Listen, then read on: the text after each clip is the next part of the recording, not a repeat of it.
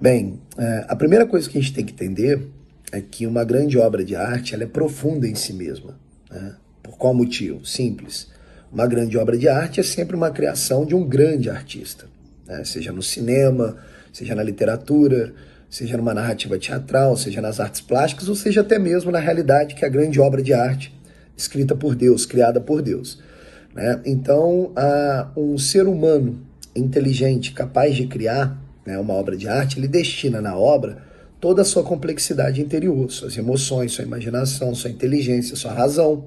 Então, essa profundidade interna que existe no homem, né? A gente tem que lembrar que cada alma humana é inabarcável.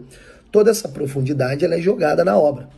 Então, a obra também vai ser profunda. A obra vai ser um reflexo do Criador. Não é isso? Né? E onde entra o símbolo nisso? O símbolo entra no seguinte: o símbolo vai ser o conjunto de camadas profundas por trás, né, daquela primeira visão aparente que nós temos como espectador, né?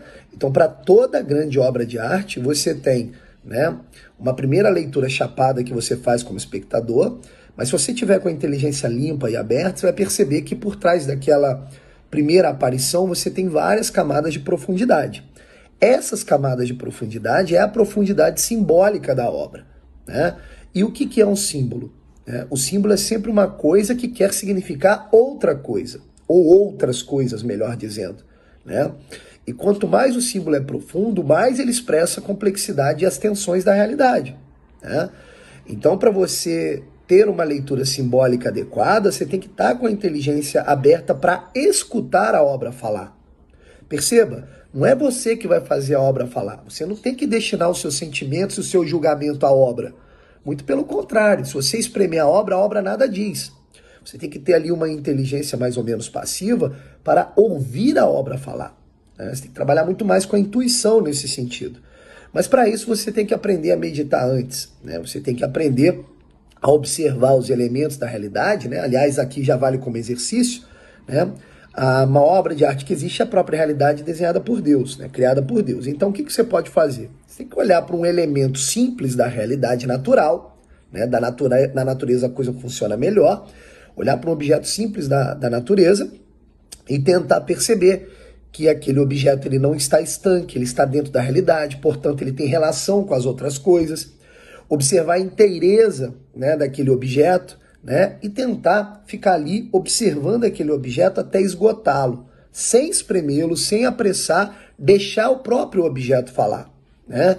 Fazendo isso a gente consegue, né, de certa forma, entrar, trafegar, caminhar nessas camadas mais profundas da simbologia, não é isso? Um bom exercício que eu sempre receito para os meus alunos é observar os elementos naturais mais básicos, né? Por exemplo, uma fogueira, né, o fogo, observar a água, observar a terra, sentir o ar, né? Mas o fogo é um grande experimento, né?